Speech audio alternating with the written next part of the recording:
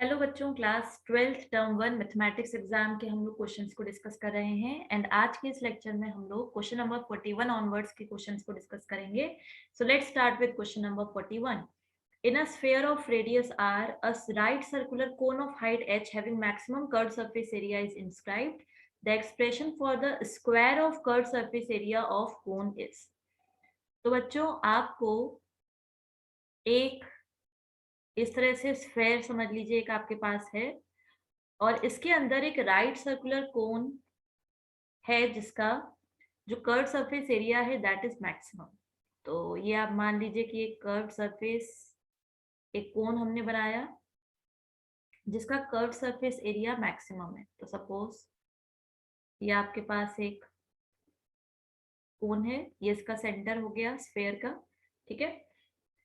तो अब अगर हम बात करें, सो this is a right circular cone, तो इसको जब आप इस तरह से देखिए तो इस कोन के लिए this is your slant height L, O A की लेंथ कितनी होगी आर। अच्छा, पूरी हाइट आपको कितनी दे रखी है, ये suppose this point is AD, तो एडी पूरी हाइट आपको एच दे रखी है, तो ये ओडी की लेंथ कितनी हो जाएगी एच माइनस आर, ठीक है। अब ये जो कोन है इसका ये जो बेस है इसका रेडियस मान लो आर डैश है, तो ये आर डैश कैसे निकलेगा, ट्राइंगल ओ डी, सपोज ये जो पॉइंट है दिस इज बी, तो ट्राइंगल ओडीबी में आप पाइथागोरस थ्योरम लगा सकते हो। ओबी क्या है देखो, OB is also radius of the sphere, तो ओबी की लेंथ आर होगी। तो अगर हम आर डैश निकालें तो आर डैश कितना आ जाएगा यूजिंग पाइथागोरस थ्योरम, और हम आर डैश का स्क्वायर निकाल लेते हैं डायरेक्टली, तो ये आ जाएगा आपका हाइपोटेन्यूज का स्क्वायर दैट इज ओबी का square R square minus perpendicular का स्क्वायर यानी कि एच माइनस आर का होल स्क्वायर।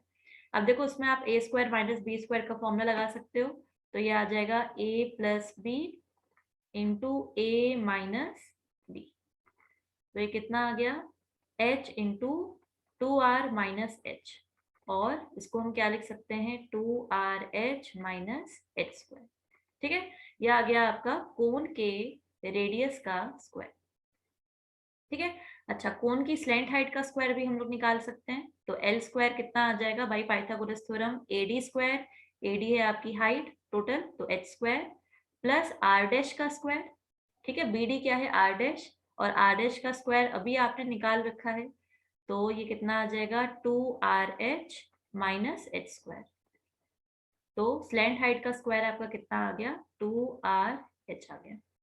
तो अब उसने आपसे क्या पूछा है, expression for square of curve surface area of cone. तो square of curve surface area क्या हो जाएगा, कर्व सरफेस एरिया होता है पाई आर एल, तो उसका स्क्वायर क्या हो जाएगा पाई स्क्वायर, रेडियस कितना है इसका आर डैश, तो आर डैश का स्क्वायर इंटू स्लैंट हाइट का स्क्वायर, तो ये कितना आ जाएगा आपका pi square into R dash का स्क्वायर आपने कितना निकाला है, ये निकाला है, so this is two R H minus H square into L square slant height का स्क्वायर, तो ये आपने निकाला है टू आर एच, ठीक है। अब ऑप्शन में देख लीजिए कौन सा ऑप्शन इससे मैच कर रहा है, तो माइनस वाले देखिए दो ऑप्शन है आपके पास सी एंड डी, है ना।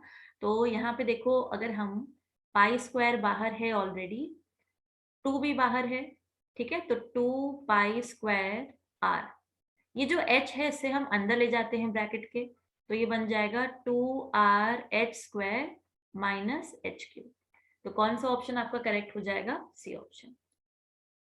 Okay, moving to next question, question number 42।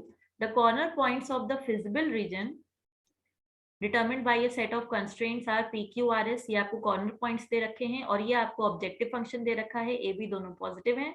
The condition on A and B such that maximum Z occurs at Q and S, Q और एस पॉइंट दोनों पॉइंट पे आपको मैक्सिमम वैल्यू मिले, तो जो मैक्सिमम वैल्यू होगी वो एक वैल्यू होगी सिंगल यूनिक वैल्यू होगी, तो क्यू पे मैक्सिमम वैल्यू कितनी आएगी, क्यू पॉइंट है आपका 3,5, तो जेड पे x इक्वल टू 3 और y इक्वल टू 5 पुट कर दीजिए, तो ये आ जाएगा 10b, तो 3a प्लस 10b, ये z की वैल्यू आ गई। This will be equal to s पे जो आपकी मैक्सिमम वैल्यू आएगी, तो s क्या है आपका पॉइंट 4,1, तो 4,1 z में डाल दीजिए, तो ये कितना आ गया 4a प्लस 2b, तो यहाँ से वैल्यू निकाल लीजिए 8b इक्वल टू a, और क्या आ जाएगा a minus 8b equal to 0। तो करेक्ट ऑप्शन हो जाएगा आपका D option. Moving to question number 43, if curves y square equal to 4x and xy equal to c cut at right angles, then the value of c is। तो बच्चों ये जो आपको दो कर्व्स दे रखे हैं वो राइट एंगल्स पे एक दूसरे को कट करते हैं, तो जो इनका पॉइंट ऑफ इंटरसेक्शन होगा उस पे अगर आप टैंजेंट ड्रॉ करो तो जो टैंजेंट्स होंगे उनके बीच में भी कितना एंगल होगा, 90 डिग्री होगा। यानी हम लोग क्या करें, हम लोग दोनों के स्लोप निकालते हैं, ठीक है, m1 m2 निकालते हैं, और क्योंकि वो परपेंडिकुलर होंगे तो वो ये रिलेशन फॉलो करेंगे m1 m2 इक्वल टू -1। तो फर्स्ट कर्व का हम लोग स्लोप निकालते हैं, तो स्लोप कैसे निकालेंगे, slope will be dy by dx, तो उसको आप डिफरेंशिएट कर दीजिए विद रिस्पेक्ट टू x, तो ये आ गया 2y dy by dx is equal to 4। ठीक है, तो उसको हम लोग स्लोप m1 मान लेते हैं, तो यहाँ से m1 की वैल्यू मेरी कितनी आ गई, this is 2 2 4, so 2/y। Similarly second curve को भी हम लोग डिफरेंशिएट करके उसका स्लोप निकाल लेते हैं, तो कर्व 2 को जब आप डिफरेंशिएट करोगे तो ये आपका कितना आ जाएगा, देखो एक्स वाई को जब आप डिफरेंशिएट करोगे तो x का differentiation 1, so y plus X D Y by D X equal to 0। तो यहाँ से dy बाई डी एक्स कितना आ जाएगा, ये कर्व 2 है तो उसका स्लोप हम लोग m2 मान लेते हैं, तो m2 की वैल्यू आ गई माइनस वाई बाई एक्स। ठीक है, तो अब आपको दोनों कर्व्स के पॉइंट ऑफ इंटरसेक्शन पे स्लोप मिल गया। अब इनके स्लोप के बीच का रिलेशन क्या होगा, m1 m2 इक्वल टू -1, तो उसमें डाल दीजिए, तो m1 हो गया 2/y, m2 हो गया minus Y by X, this is equal to -1। Minus से माइनस गया, y से y कैंसिल हो गया, x की वैल्यू 2 आ गई। x की वैल्यू 2 आ गई तो ये y square equal to 4x जो एक्सप्रेशन है, ठीक है, क्योंकि पॉइंट ऑफ इंटरसेक्शन में जो पॉइंट ऑफ इंटरसेक्शन का पॉइंट होगा वो दोनों कर्व को सेटिस्फाई करेगा, तो यहाँ पे आप x इक्वल टू 2 डाल दो, तो y स्क्वायर की वैल्यू कितनी आ गई 8, और y इक्वल टू +-2√2। ठीक है, तो y की दो वैल्यूज हैं +-2√2 और x की वैल्यू हो गई 2, तो c की वैल्यू क्या है x इंटू वाई। तो मेरे अकॉर्डिंग बच्चों जो आंसर होना चाहिए वो दोनों वैल्यूज होनी चाहिए, दैट इज +-4√2, क्योंकि प्रीवियस ईयर जब भी क्वेश्चंस पूछे गए हैं इस तरह के, तो या तो आपसे सी स्क्वायर की वैल्यू पूछी जाती है या फिर क्वेश्चन में गिवन होता है कि सी इज पॉजिटिव, राइट। तो ऐसी कोई भी कंडीशन हमें इस क्वेश्चन में गिवन नहीं है, तो मेरे हिसाब से दोनों ही आंसर होने चाहिए, यानी ए ऑप्शन और डी ऑप्शन दोनों ही करेक्ट है। ठीक है, बाकी जब आपकी आंसर की आएगी तब क्लियर होगा कि उन्होंने इस पे बोनस दिया है इस क्वेश्चन में या नहीं। तो according to me both option are correct, A and D. आगे जाते हैं क्वेश्चन नंबर 44 में, आपको इस मैट्रिक्स का इनवर्स निकालना है। तो बच्चों इनवर्स ऑफ अ मैट्रिक्स क्या होता है, सो inverse of a matrix is given by adjoint of this matrix upon determinant of this matrix. तो इस मैट्रिक्स का डिटर्मिनेंट कितना आएगा देख लीजिए, डिटर्मिनेंट कितना आ जाएगा, ये 2 3 4 12 -0, सो डिटर्मिनेंट आ गया आपका 24। अच्छा, एडजॉइंट कैसे निकालते हैं हम लोग, एडजॉइंट ऑफ मैट्रिक्स एक्स, इस मैट्रिक्स के एलिमेंट्स को हटा के उनके कोफैक्टर्स लिख दीजिए एंड देन उस मैट्रिक्स का आप ट्रांसपोज ले लीजिए। तो बच्चों अगर आप ध्यान से देखो, जब आप इसका एडजॉइंट लिखोगे तो हम लोग यहाँ पे इसका एडजॉइंट लिख लेते हैं, तो एडजॉइंट ऑफ मैट्रिक्स एक्स क्या हो जाएगी देखो, तो फर्स्ट एलिमेंट देखो, जब आप इसका कोफैक्टर लिखोगे तो कोफैक्टर क्या हुआ, ये फर्स्ट रो फर्स्ट कॉलम का एलिमेंट है तो इसका कोफैक्टर इसके माइनर के बराबर होगा, तो इसकी रो और कॉलम हमने हटाई, 3 4 12 -0, तो उसका कोफैक्टर कितना आ गया 12 आ गया। ठीक है, अच्छा इसी तरह 3 का कोफैक्टर क्या हो जाएगा, इसकी रो और कॉलम हटाई, ठीक है, तो ये भी सेकंड रो और सेकंड कॉलम का एलिमेंट है, तो ये इसका जो कोफैक्टर होगा इस एलिमेंट का इसके माइनर के बराबर होगा, तो इसकी रो और कॉलम हमने हटाई, तो 2 4 8, तो उसका कोफैक्टर कितना आ गया आपका 8।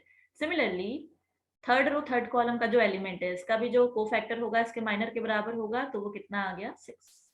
बाकी जितने भी एलिमेंट्स हैं बच्चों अगर आप ध्यान से देखो, जैसे मान लो ये 0 है, इसका अगर कोफैक्टर देखोगे तो देखो कितना आ रहा है 0, बाकी सारे एलिमेंट्स का जो कोफैक्टर आ रहा है दैट इज 0, तो हमने इस तरह से लिख लिया। ठीक है, तो इनवर्स ऑफ अ मैट्रिक्स क्या होता है? Adjoint of A upon determinant of that matrix. अच्छा, इसका ट्रांसपोज लोगे तो यही आएगा निकल के, ठीक है। तो हमने इसका ट्रांसपोज ले लिया तो यही आएगा, और इसको इसके डिटर्मिनेंट से डिवाइड कर दिया। तो जब आप डिवाइड करोगे तो अंदर कितना आ जाएगा? ये कैंसिल होके अंदर आ जाएगा 1/2, यहाँ आ जाएगा 1/3 और यहाँ आ जाएगा 1/4। तो करेक्ट ऑप्शन हो जाएगा आपका D option. Moving to question number 45। Question number 45 में वो कह रहा है बच्चों, आपको ये एक फिजिबल रीजन दे रखा है for the function z equal to 4x plus 3y, और वो आपसे पूछ रहा है which one of the following statements is true. ठीक है। अच्छा, तो पहला ऑप्शन है maximum value of z is at r। तो पहले तो हम लोग चेक कर लेते हैं। तो r पॉइंट क्या है आपका 40,0, और आपका जो फंक्शन है जिसको आपको मैक्सिमाइज करना है that is 4x plus 3y। तो r पॉइंट है आपका 40,0, 40,0। तो इस पॉइंट पे z की वैल्यू निकाल लीजिए। तो x इक्वल टू 40 डाला तो ये आ गया 160, तो z की वैल्यू 160 आ रही है। अच्छा, b पॉइंट देखो, देखो a सही होगा या तो b सही होगा मैक्सिमम वैल्यू के लिए, तो q पे चेक कर लो। तो जब q पॉइंट पे चेक करोगे, अभी हमने r पे चेक किया, जब q पे चेक करोगे तो z की वैल्यू कितनी आएगी? q की वैल्यू है 30,20। तो x इक्वल टू 30 का मतलब हो गया 4 into 30 plus y equal to 20। तो ये कितना आ गया? 4 3 12, 120 प्लस 60, तो ये 180 आ रहा है। तो ये ऑप्शन तो गलत हो गया, बी ऑप्शन सही हो गया। अच्छा, मैक्सिमम है कि नहीं, तो उसके लिए आप बाकी ऑप्शन पे भी चेक कर लेना। जैसे कि 0,40 है, तो दिख रहा है कि 0,40 पे मैक्सिमम नहीं है, राइट, और ओरिजिन पे तो होगा ही नहीं। तो कौन सा पॉइंट हो गया हमारा? Q point. So B is the correct answer. Okay, अब चलते हैं बच्चों हम लोग केस स्टडी क्वेश्चन में। तो इस क्वेश्चन में वो आपको क्या बोल रहा है, डायरेक्ट हम लोग मेन चीज में आते हैं कि एक रेजिडेंशियल सोसाइटी में एक स्क्वायर एरिया फाइंड आउट करके एक स्पेस बनाई जा रही है फॉर बायोडिग्रेडेबल वेस्ट को रिसाइकिल करने के लिए। तो local authorities charge amount of ₹50 पर स्क्वायर मीटर। तो ये जो हमें इंपॉर्टेंट इंफॉर्मेशन है उसको अंडरलाइन कर लेते हैं। 50 पर स्क्वायर मीटर ये अमाउंट है for space. Okay, so that there is no misuse of the space. अच्छा, association hired a laborer for digging out 250 meter cube and he charged ₹400 into depth square. Okay, association will like to have minimum cost को आपको minimize करना है। Based on this information you have to answer the following. तो first question क्या बोल रहा है बच्चों? Let side of square plot is x meter and its depth is h meters. ये जो depth है this is equal to h. Then cost c for the pit is okay. तो बच्चों टोटल कॉस्ट क्या होगी, पहले तो ये देख लेते हैं। तो पिट की टोटल कॉस्ट क्या होगी? एक तो उसने आपको बोला कि अमाउंट ऑफ 50 पर स्क्वायर मीटर फॉर स्पेस। तो जो स्पेस यूज हो रही है उसके लिए अमाउंट 50 पर स्क्वायर मीटर यूज होगा। ठीक है, तो जो स्क्वायर का प्लॉट है उसकी जो साइड है दैट इज x मीटर। तो टोटल एरिया कितना हो गया स्क्वायर का? x स्क्वायर हो गया, और पर मीटर की कॉस्ट कितनी है? 50। तो 50x स्क्वायर, ये तो हो गया आपका स्पेस का अमाउंट। प्लस आप लेबरर को भी चार्जेस दे रहे हो, तो वो कितना दे रहे हो? 400 इंटू डेप्थ स्क्वायर। तो लेबरर का चार्ज कितना हो गया? 400 इंटू डेप्थ का square that is x square. ठीक है, तो ये आपकी बन गई कॉस्ट का फंक्शन। अब आप देखो ऑप्शन में x नहीं है, h के टर्म्स में आंसर दे रखा है। तो अब हमें एक ऐसा रिलेशन बनाना पड़ेगा जिससे हम x को h के थ्रू रिप्लेस कर सकें। तो उसके लिए देखो आपको वॉल्यूम दे रखा है, ठीक है, कितनी अमाउंट निकला, डिगिंग कितनी हुई 250 मीटर क्यूब की। तो ये किसके बराबर है? वॉल्यूम ऑफ क्यूबॉइड हो गया ना। तो क्यूबॉइड का वॉल्यूम क्या हो गया? ये जो 250 आपको दे रखा है this is base area. Square plot जो है उसका बेस का एरिया कितना हो गया? x स्क्वायर, और इनटू डेप्थ कितनी है आपकी? h। तो यहां से x स्क्वायर को आप किससे रिप्लेस कर सकते हो? 250 अपॉन h से। ठीक है, एक आपका कॉस्ट का फंक्शन ये है, एक दूसरा फंक्शन आपका ये हो गया। तो x square equal to 250 by h आप फर्स्ट इक्वेशन में डाल दो। तो यहां से आपकी कॉस्ट का फंक्शन क्या आ जाएगा? देखो 50 इंटू एक्स स्क्वायर यानी कि 250 by h plus 400 h square. तो 25 5 125, तो कौन सा ऑप्शन सही हो जाएगा आपका? B option. क्वेश्चन नंबर 47 में आते हैं, value of h for which dc by dh equal to 0। Okay, आपको h के लिए वैल्यू बतानी है जिसके लिए dc बाई dh की वैल्यू 0 हो जाए। तो बच्चों अभी आपने ये क्वेश्चन नंबर 1 में ये कॉस्ट का फंक्शन आपने निकाला, ठीक है। अब इसी को आपको डिफरेंशिएट करना है विद रिस्पेक्ट टू h। तो जब आप इसको डिफरेंशिएट करोगे, ये आपका कॉस्ट का फंक्शन निकल के आया 12500 by h plus 400 h square. अब आप इसको डिफरेंशिएट करो विद रिस्पेक्ट टू h, तो ये कितना आ जाएगा, this will B minus d by dx of denominator, तो this will B minus 12500 upon h square, ठीक है। और यहां से कितना आएगा, प्लस 2h, तो 800h, ये आ गया आपका, ठीक है। तो h की वैल्यू आपको यहां से निकालनी है, तो उसको 0 के बराबर रखो। तो 0 के बराबर रखोगे तो ये कितना आ गया, 800h is equal to 12500 upon h square. 0 0 देखो दोनों साइड से चला गया, तो ये आ गया h cube equal to 125 upon 8। तो h कितना आ जाएगा, क्यूब रूट ले लो तो 5/2, दैट इज 2.5 मीटर्स। तो सी ऑप्शन आपका करेक्ट हो जाएगा, ठीक है। यानी कि मिनिमम कॉस्ट के लिए आपकी हाइट कितनी होनी चाहिए, हाइट शुड बी 2.5 मीटर्स।